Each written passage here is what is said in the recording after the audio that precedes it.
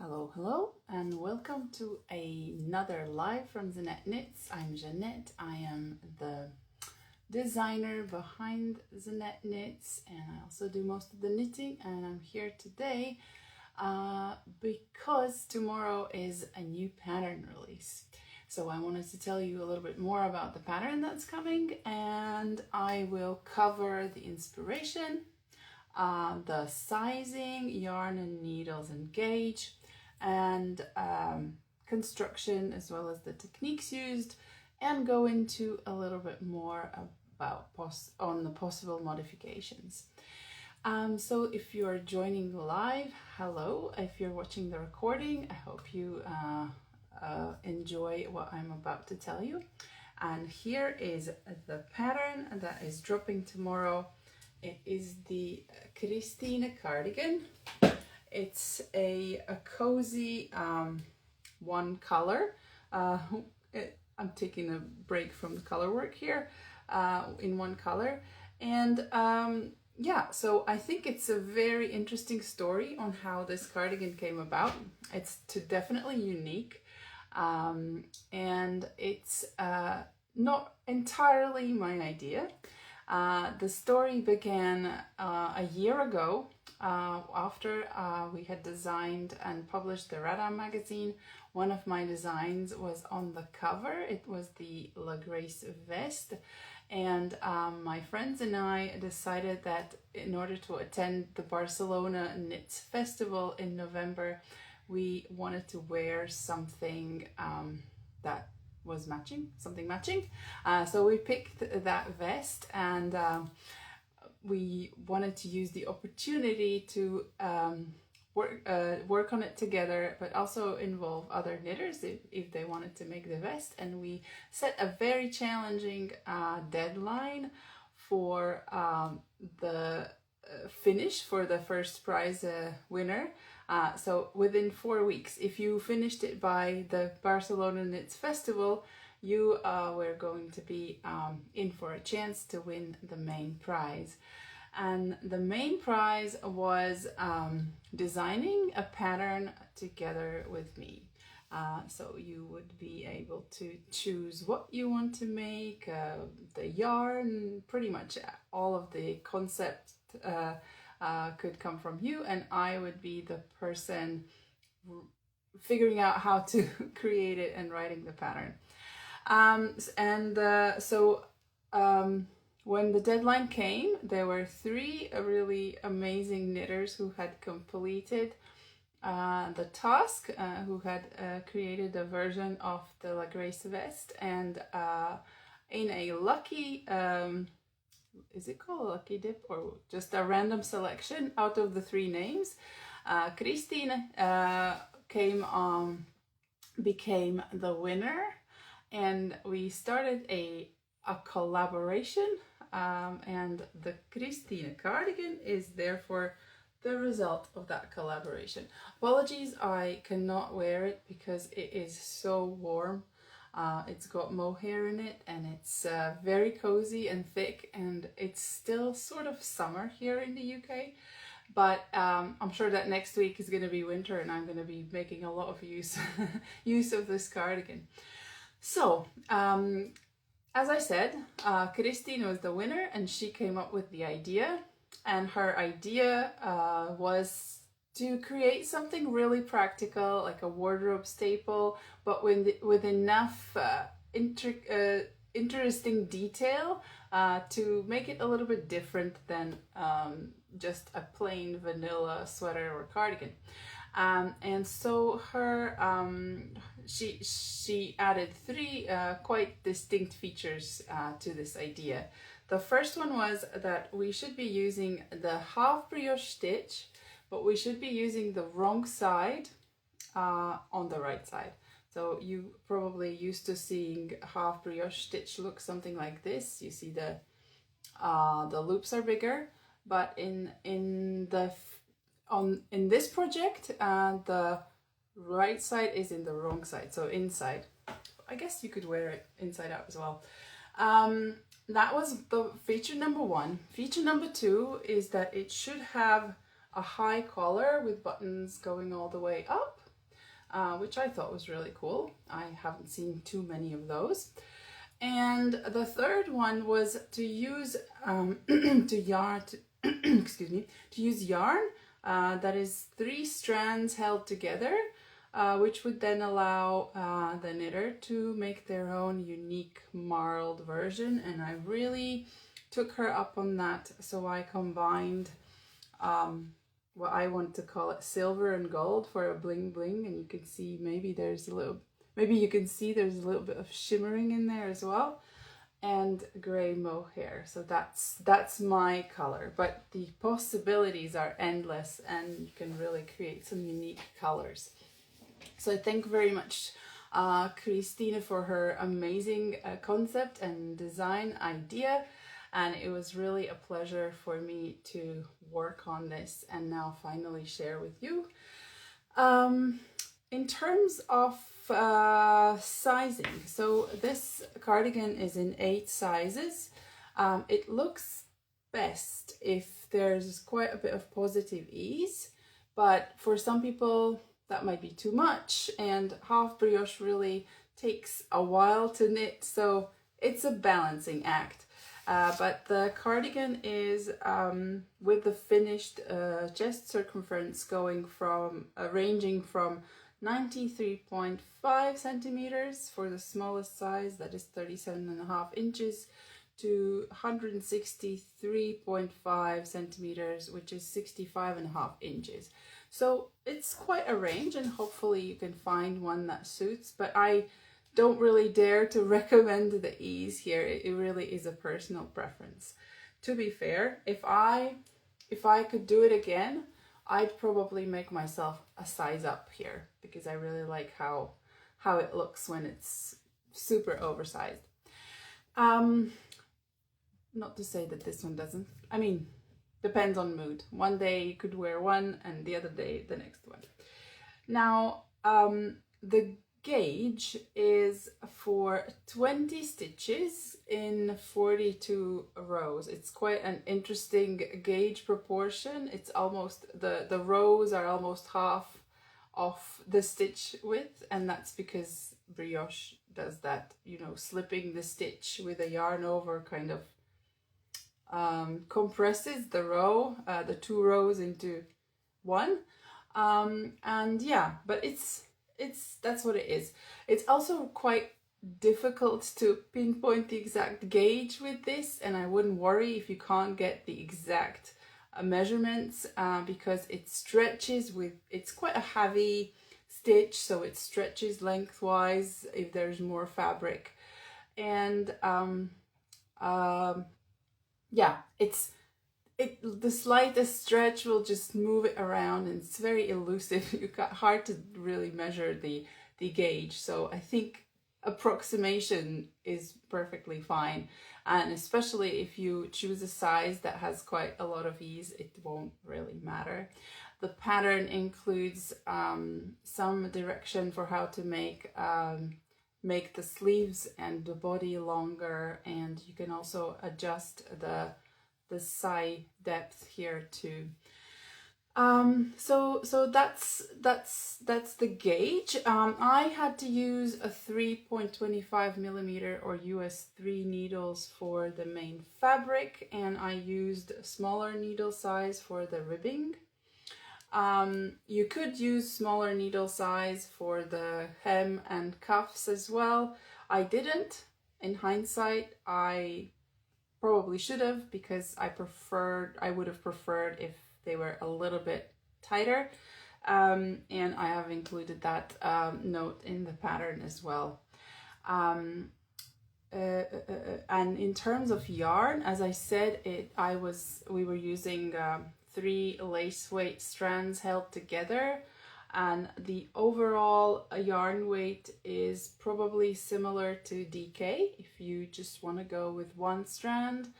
But if you are happy to follow and create some unique color, then 3 strands of lace weight is the recommended. And probably adding mohair can't hurt, because it would fill all those airy loops and holes that brioche creates. Right, so in terms of the yarn that's used in the sample, I picked this up at Unravel Festival in February, and I'm using the Debonair yarns, what's it called? Shimmer Lace, which is merino and a little bit of stellina, in colorways pumpkin and silver gray, so silver and gold. And the mohair is from the Knitting Shed, and it's in colorway Lime Mortar. It's probably my favorite colorway of theirs. I've used it in all the previous projects. And yeah, so that's yarn. Feel free to substitute any lace weight, merino, mohair, and I really look forward to seeing the marling that you come up with. Now we're on to the interesting part, and that's the construction. So as usual, I love making patterns that start at the top and you work them seamlessly from the top down. This one is no exception. So we're starting with casting on stitches for the back, full width. And then with some short row shaping, we're making the neckline at the back. I'll just show you the shape because I don't know the name. And we're also shaping the shoulders to have some shoulder drop.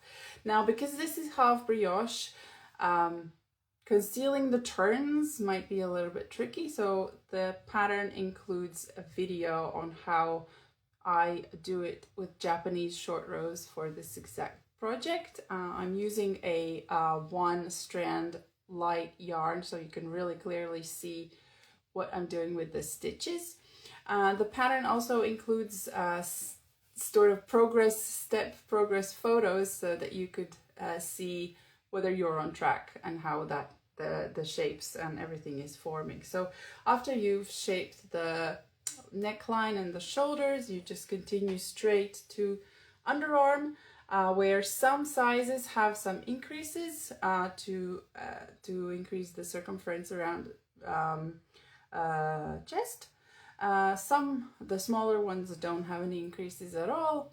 And then we move on to put stitches on hold, and we move on to the shoulders, and each one is worked separately, straight down, then with some increases to shape a little bit of the neckline, with finally casting on remaining stitches.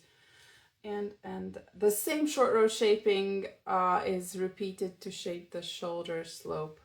And then again, we work straight down to underarm, repeat for the second shoulder, join it all in one piece and work down to hem. At that point, you can choose to follow the pattern and swap the direction of the stitch. So I've made the hem to be the right side of the half brioche stitch, and you can maybe see the subtle difference. This is the main fabric and that's the hem. When I'm wearing it, I can really see it, but like close up, it's not coming too much. So yeah, that's it. There's no more shaping. It's just straight down, and you can choose to do the hem differently or continue just straight as the rest of the body. And then you could go with adding the collar first before the sleeves, which is what I did. There's a question. What if I have one size on my chest but another size on my hips? So if I understand correctly, you are looking to well, I'm making assumptions here. There could be solutions. If your hips are wider than your chest, but you don't want the chest to be so wide so that it could also accommodate the hip, you could add increases. They're not in the pattern because I am assuming that you could choose enough ease around the chest to suit your hip width as well. If your chest is wider than your hips, then you could do decreases. Hips are wider. Okay, well, in either case, it is possible to add increases on the sides. as a modification. And there's instructions for how to do increases for the sizes on the armholes. So you could reuse the same type of increase and add it on both sides to increase the width of the cardigan to your desired width. I'm very happy to help with maths if you email me once you've purchased the pattern and give me specific measurements, and I can help calculate the cadence of increases and where they should be placed. But that is not included in the pattern. The pattern is without shaping. Right, so where was I? Yes, the collar. So the collar is worked by picking up stitches all the way around the neckline, and then the same half brioche 1x1 rib is worked flat. And I forgot to tell you that you can bind off whichever bind off you prefer. I have used the tubular bind off here and for the collar as well, because I think that looks the neatest, and really, yeah, I love the look of that here. And then afterwards, similarly with the sleeves, there's you pick sleeves around the armhole and just work straight with decreases. The bigger sizes that have quite a bit of armhole shaping increases in the body also have respective short rows, just to take away the bulge that would form if you just knit straight right away. So yeah, but they're optional. If you're happy with a little bit of bulge and it's very oversized anyway, nobody would really notice if you don't want to go through the short row. But if it's sort of semi-fitted and you are a perfectionist and you wouldn't like extra fabric at the underarms, then I suggest you go with the suggested short rows there as well. So everything is calculated and described that you can follow step by step to do that. And because you would have done the short rows at the back and the front for shaping shoulders, it shouldn't be too complicated to replicate the same methods in the sleeves too. And then there are, of course, decreases, decreasing 2 stitches at the time. Hi, there's another question. Are there short rows on the sizes 2 to 3 for the sleeves, or is it drop shoulder? I'm not sure if I understand the question. So the short rows, I believe, are only for sizes 4 or 5 and up. But there are no short rows in the sleeve for size 2 or 3, I think. Sorry, I can look that up quickly. I don't remember it off the top of my head. But I hope I understood the question. Well, that's loading.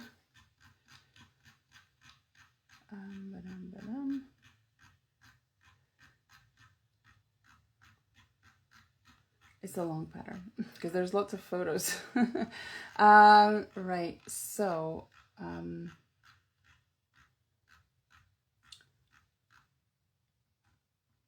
yeah, the short rows start from size 5 and up. So the first 4 sizes do not have any short rows in the sleeves because there isn't enough armhole shaping increases to warrant going through the trouble. Yeah, that's what it is. And there is no short rows to shape the cap in this pattern. Right, so once we've added the collar, we could and the sleeves, or I guess the order could be swapped as well. You can add the button bands, and for this pattern the button bands are using have the patterns is giving you instructions for creating buttonholes on the right button band, but I think it wouldn't be too tricky to swap them if you wanted the buttonholes to be on the left button band. And there are videos for how to create this 1-row buttonhole, which is yeah, taking about three stitches. I've used 1, 2, 3, 4, 5, 6, 7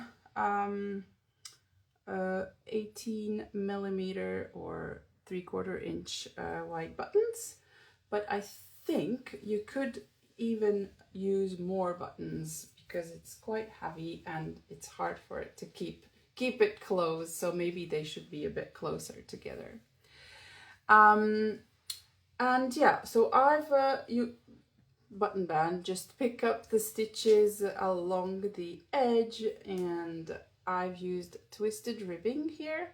And for the bind off on the button band, you can again use whichever bind off you prefer. The sample is using Icelandic bind off.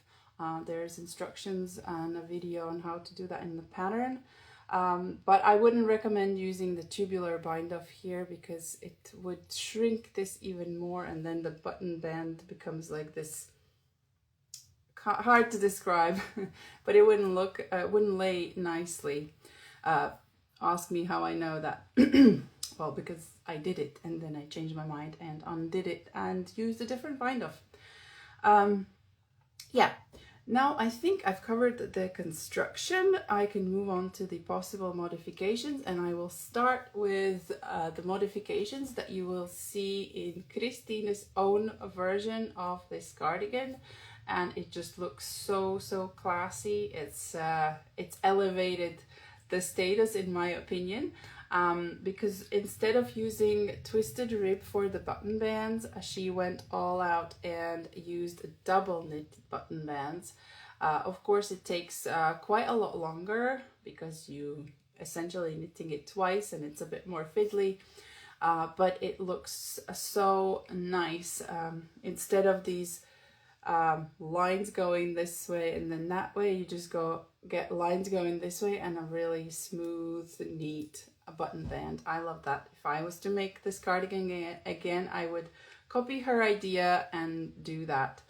And another modification that she did, which I think also looks really classy and minimalist, is that she did not follow the pattern to do the hem in reverse, but instead she continued the wrong side all the way and just cast off, bind off, and the same for sleeves, and that looks very neat too. So those are the two well-known modifications that I am raving about, but of course you can experiment with the sleeve length and the body length and the collar length.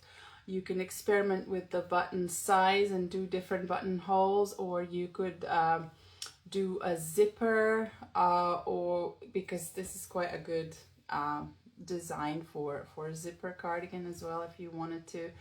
And yeah, the possibilities really are endless with this one, and the collar could be longer and you could fold it, or you could make a short one, and yeah, endless possibilities.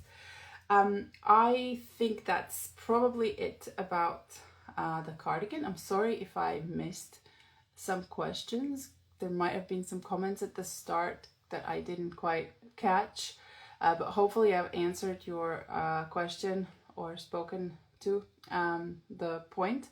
Yeah, all will be revealed tomorrow. If you are a subscriber, then watch out for an email in which you will get your special discount code.